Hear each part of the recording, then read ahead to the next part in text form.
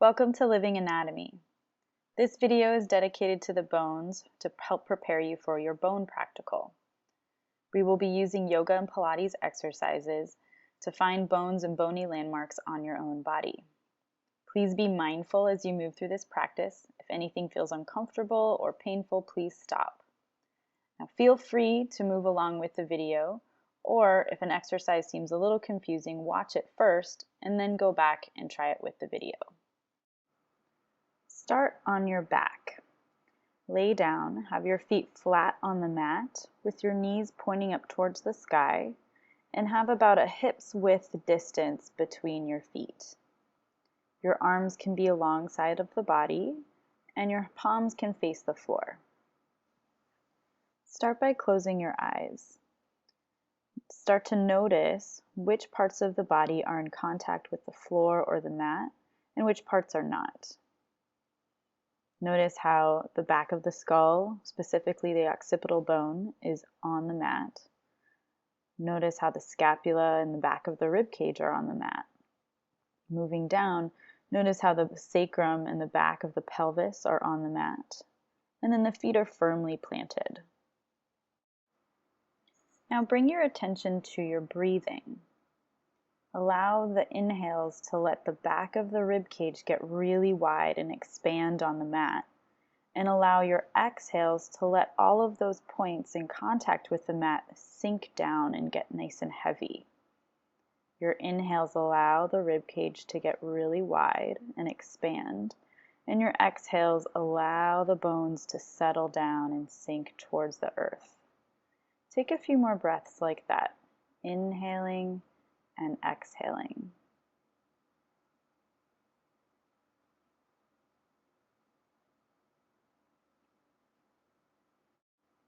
Continue with this breathing pattern, but bring your attention now towards your abdominals.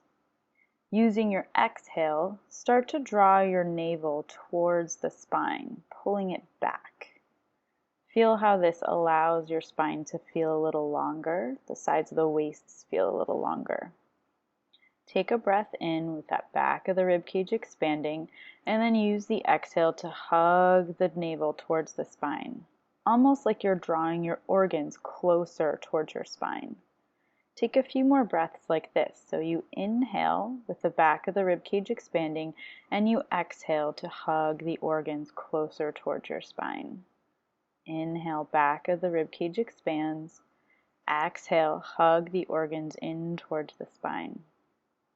This time, on your exhale, as you hug the organs in, keep that connection and take your breath in. So you're still drawing the organs towards the spine, and you're inhaling, allowing the back of the rib cage to get very wide. Keep the connection and even deepen it on your next exhale. So you're continuously drawing the organs and the navel towards your spine as you inhale and exhale. Keep that continuous connection. This constant but subtle activation of the abdominals gives support to the viscera and the spine as we move through these exercises. So continue to remind yourself to come back to this feeling of activating the abdominals as you go through exercises. With that in mind, bring your attention to your pelvis. We're going to locate the anterior superior iliac spine of the ilium. The pelvis is made up of three fused bones: the pubis, the ischium, and the ilium. The ilium is the most proximal of these bones, meaning that it's closest to the head. If you bring one hand to the right side and one hand to the left side of the hips, you'll start to find bony protrusions that are very superficial. These are the anterior superior iliac spines of the ilium. Here is another view to help you find your anterior superior iliac spines. If you bring the base of the wrist or the carpal bones onto the anterior superior iliac spines, then drape the fingers forward, the fingers will land on each pubis, which are connected by the pubic symphysis. Notice how this creates a triangular shape. In yoga and Pilates, sometimes we will stabilize this triangular plane or tilt it forwards and back, as shown here. Try tilting this plane on your own, thinking of bringing your pubic bone towards your sternum and allowing your lumbar spine to reach in towards the mat, and then bringing your coccyx towards the mat and allowing the lumbar spine to lift off. So do this on your breath. Use your exhale to draw the pubic bone towards the sternum, flattening the lumbar spine, and then use your inhales to let the coccyx reach towards the mat and the lumbar spine lift. Slowly roll through this using your breath, allowing the pelvis to tilt in space. Notice that you are also rocking on the back of the sacrum as you are tilting the pelvis. Slowly start to let this rocking motion dissipate and come to stillness. Next, we will be doing bridging by articulating through our spine. You will start with that pubic bone reaching towards the sternum, then continue the reach of the entire pelvis up towards the sky, rolling through each vertebra one at a time. Lift the hips up high towards the sky. Use your arms to press down into the mat to give you some stability. To come down, roll through the spine, bringing the hips all the way back down to the mat. Take a breath in at the bottom of this. Exhale, curl the pubic bone, reach the pelvis back up and roll through the entire spine. Take another in-breath here, and then use your exhale to slowly place each vertebra down one at a time, bringing the entire pelvis back down to the mat. Inhale, exhale, roll through the spine. Feel yourself peel each vertebra off of the mat. Take a breath in at the top, and then use your next exhale to roll all the way back down to the mat. As you continue this motion, rolling up through each vertebra and coming back down, start to notice a few details. Place most of your weight when your hips are lifted into the scapula, specifically the spine of the scapula, and not on your cervical spine. The cervical spine should be in its natural lordotic curve and not in contact with the mat. As you roll the hips up, most of the weight of the upper body should be balancing on the spine of the scapula and the upper and lower arms. Rolling back down, use the back of the legs to really control this motion. Continue to do 2 more articulating bridges, moving slowly so you can feel how the bones come in contact with the mat and lift off the mat as you move.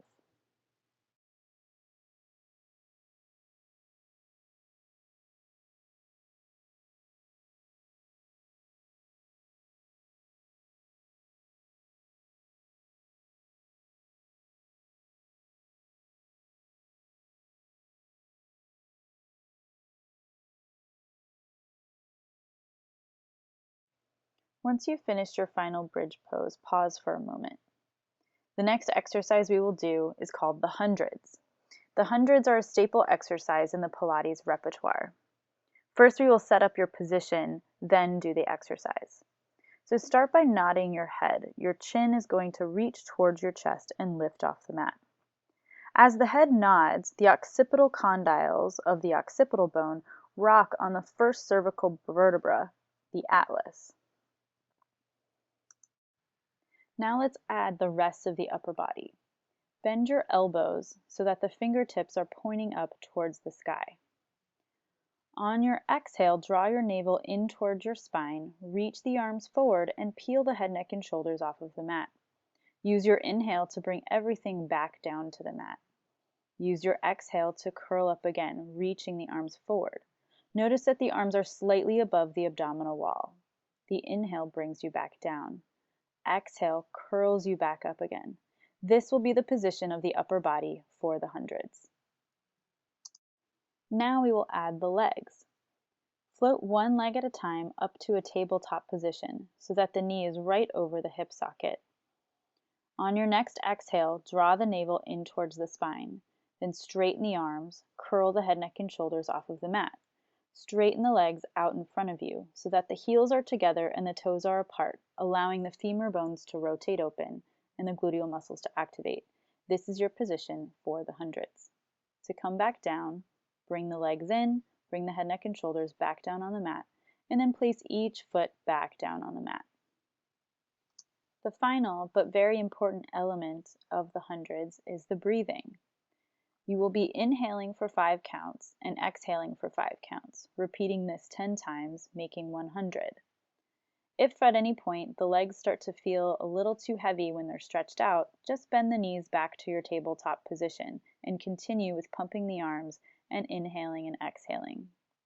So let's start with our very first hundreds exercise. Lie on your back. Float your right leg up to a tabletop position. Then float the left leg up to a tabletop position. From here, straighten the arms, peel the head, neck, and shoulders off of the mat, straighten the legs out, and start pumping the arms. Here we go. Inhale, 2, 3, 4, 5. Exhale, 2, 3, 4, 5. Inhale, 2, 3, 4, 5. Exhale, 2, 3, 4, 5. Inhale, 2, 3, 4, 5. Exhale, 2, 3, 4, 5. Inhale. Exhale, 2, 3, 4, 5. Inhale, 2, 3, 4, 5. Exhale, 2, 3, 4, 5. You're halfway there. Exhale, 2, 3, 4, 5. Inhale, 2, 3, 4, 5. Exhale, 2, 3, 4, 5. Keep drawing the navel in towards the spine. Exhale. Inhale, 2, 3, 4, 5. Exhale, 2, 3, 4, 5. Last one. Exhale, 2, 3, 4, 5. Bend your knees in. Bring your head, neck, and shoulders back down to the mat. Place the hands down, and then bring your feet down one at a time. Take a nice deep breath in through the nose, and then exhale out through the mouth. Good job. The next exercise we will do are Pilates leg circles. For these, straighten your left leg long on the mat, then energize it like you were going to stand on it. Bring your right leg up to a tabletop position. Start by drawing a circle with the knee. Bring the knee across the body, then down, around to the side, and back up. So you're drawing a circle with the femur bone. If it feels comfortable, straighten the leg up towards the sky, and then draw a circle with a straight leg. Go across the body, down, around, and up. Concentrate on keeping your pelvis very still on the mat. And then imagine the head of the femur bone circling out the inside of the hip socket, so the acetabulum. Now go ahead and reverse your circle. So go out to the side, come across the body and up. And remember that the acetabulum is the junction of 3 bones, your pubis, your ilium, and your ischium, creating your hip socket. When you're finished, reach the right leg long and lower it all the way down to the mat. Keep it energized. Bring the left leg up to tabletop. You can keep it bent or straighten it up towards the sky. Do your leg circles here by drawing the femur bone across the body, out to the side, and back up. Doing 4 in each direction, making sure that each time your pelvis is nice and still, and imagining the femur bone circling out the hip socket.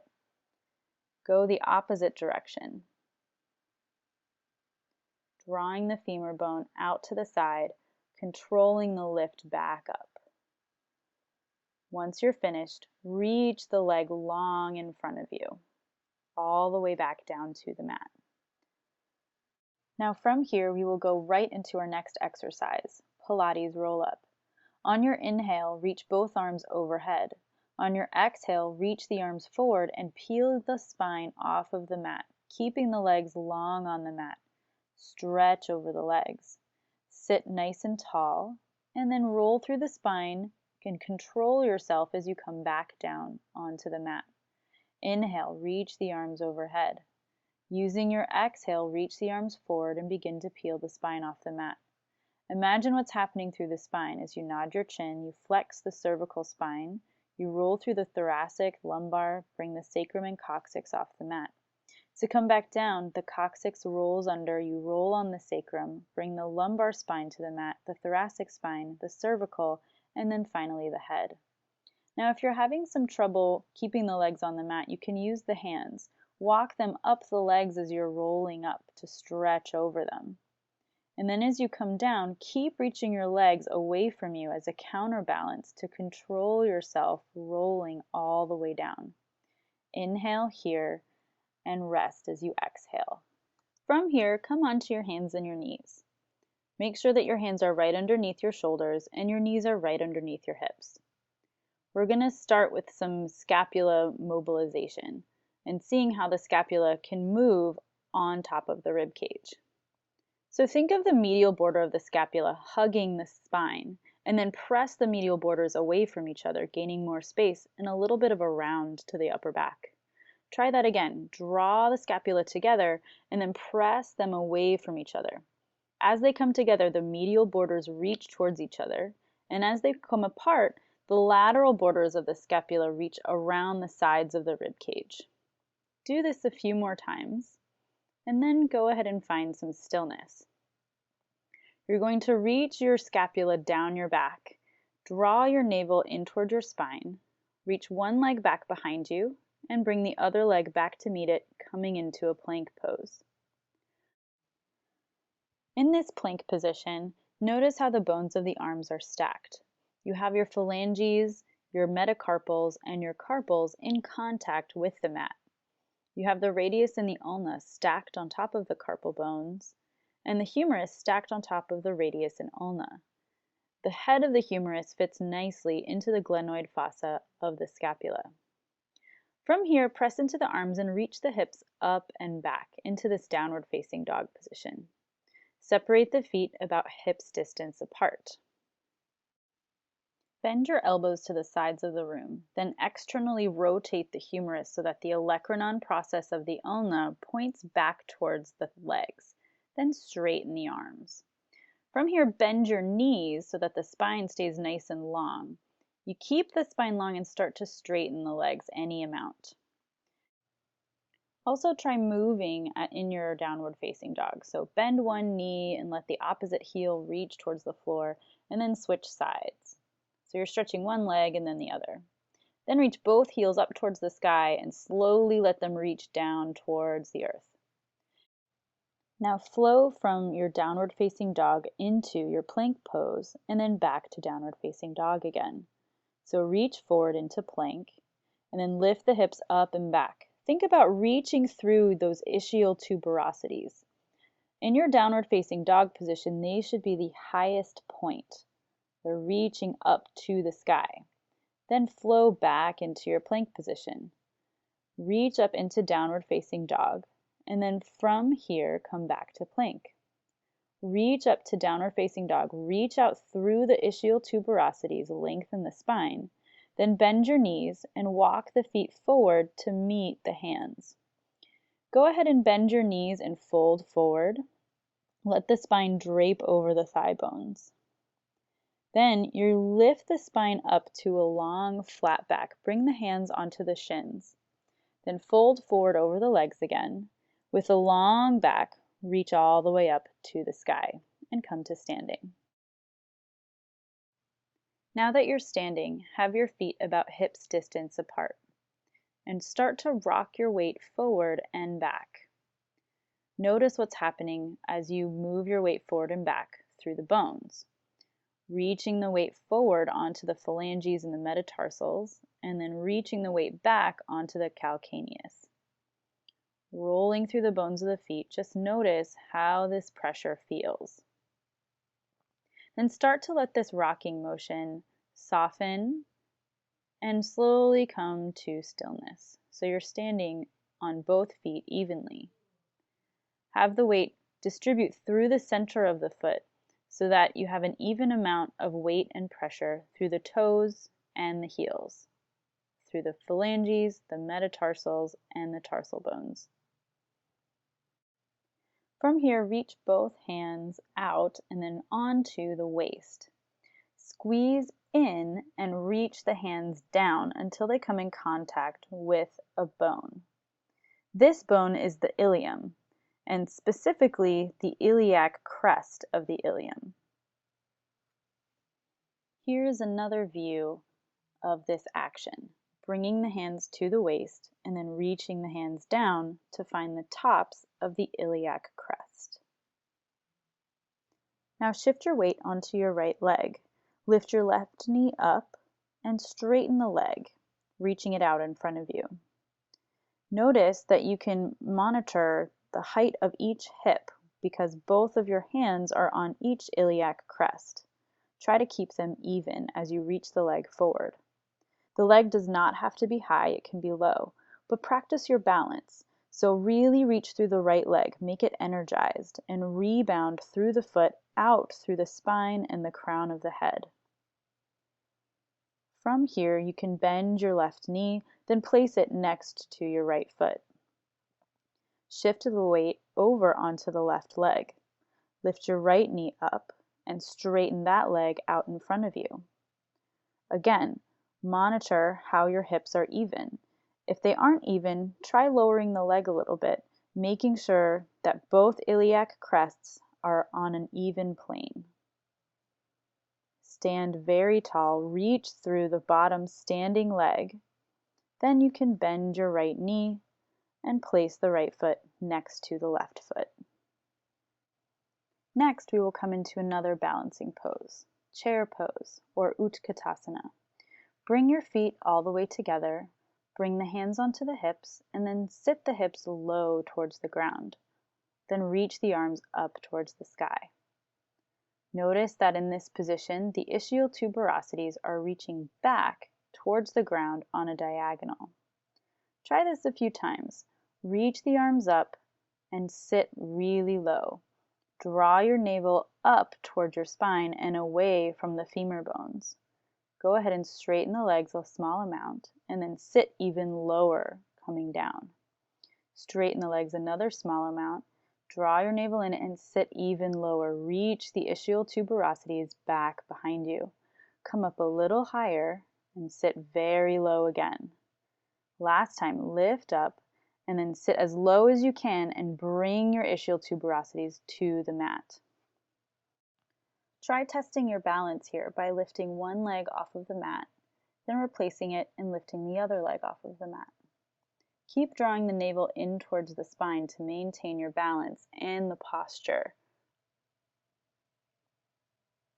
Next, try bringing both legs up one at a time. So reach the right leg in towards your chest. Then draw the navel in and bring your left leg up to meet it. This is half boat pose or Ardha Navasana. To come to full boat pose, straighten the legs long, reaching them out away from you. To come out of this, bend the knees, place one foot on the ground and the other foot. To stretch the spine, wrap the arms around the shins and reach the spine long towards the sky. Stretch both legs in front of you. Bring them about a hip's width distance apart and then fold the spine over the legs. You can rest the hands on the thighs, on the shins, on the ankles, or the feet. To take some of the strain off of the back of the legs, just give a slight bend in the knees. In this position, try to relax and focus on your breath. You can also bring your attention toward your ankles. Notice that the outsides of the ankle has a bone that's very superficial. This is the lateral malleolus of the fibula. On the inside, there's another superficial bone, but this is the medial malleolus of the tibia. From here, roll the spine back up to a seated position. Bring both feet flat on the mat and reach the arms forward. Then roll down through the spine and come to the mat. Hug the knees in towards the chest. Give them a squeeze. Then release them and allow the legs to come to a long position on the mat. Bring them a little bit wider than hips distance this time and allow them to kind of flop open. Allow the arms to reach a little bit away from the body and the palms face up. We're coming into our final relaxation of Shavasana. Shavasana means corpse pose, and each yoga class finishes with this final relaxation, allowing you to integrate the work you had just done. Close the eyes. Take a nice deep breath in through the nose, then exhale out through the mouth. Allow the entire body to sink. Allow all of the bones to get very heavy, almost like you don't have to hold them up anymore. Then bring your attention to your feet. Allow the phalanges in the feet to be soft. Allow the metatarsals of the feet to be soft. Allow the tarsal bones, specifically your calcaneus, which is in contact with the mat, allow that to sink into the mat. Let it get heavier. Bring your attention up towards the tibia and fibula, making up the lower leg. Allow these bones to get very heavy. Let the patella be soft on top of the knee joint. And then allow the femur bones, the longest bones in the body, to be soft. Let them sink towards the earth. Bring your attention to your pelvic girdle. The pelvis being made up of the pubis, the ischium, and the ilium on the right and the left halves, and then connected by the sacrum. Allow this entire structure to become weighted. Let it sink towards the earth, almost like you don't have to hold it up anymore. Allow the entire length of the spine to sink towards the mat. Bring your attention to your rib cage. On the inhales, allow the back of the ribs to get wide, and then use your exhale to let each rib sink closer towards the earth. Allow the wide bones of the scapula to sink towards the mat. Let the phalanges of the hands, the metacarpals of the hands, and the carpals get nice and heavy, like you don't have to hold them right now. Allow the radius and the ulna to sink towards the mat. Feel how the humerus can sink towards the mat and start to open the front of the chest. And bring your attention towards your skull. Allow the occipital bone to sink in towards the mat. Let this bone get very heavy. Feel the entire weight of the skull sink towards the earth. Allow the eyes and the sockets to sink towards the back of the sockets. Let each bone in the body feel very heavy. And then come back to your breathing. Just notice your inhales and your exhales without changing them.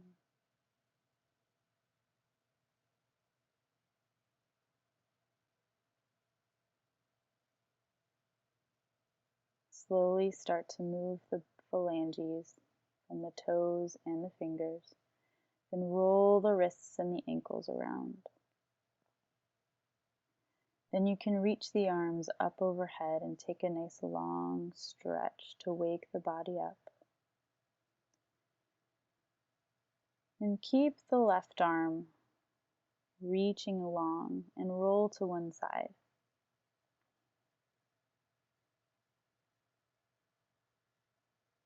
Allow yourself to stay here for a moment on your side, just breathing. Then use the top arm to press yourself up to a comfortable seat. You can take your time. Just cross the legs in front of you and bring the hands towards the knees, palms face up. In this seated position, notice if your body feels any different from the beginning of the practice. Bring your hands together in front of your heart, and then bow your chin towards your chest, acknowledging your efforts that you've put forth through this practice. Thank you for sharing this practice with me, and I hope you enjoyed it. Have a great day. Namaste.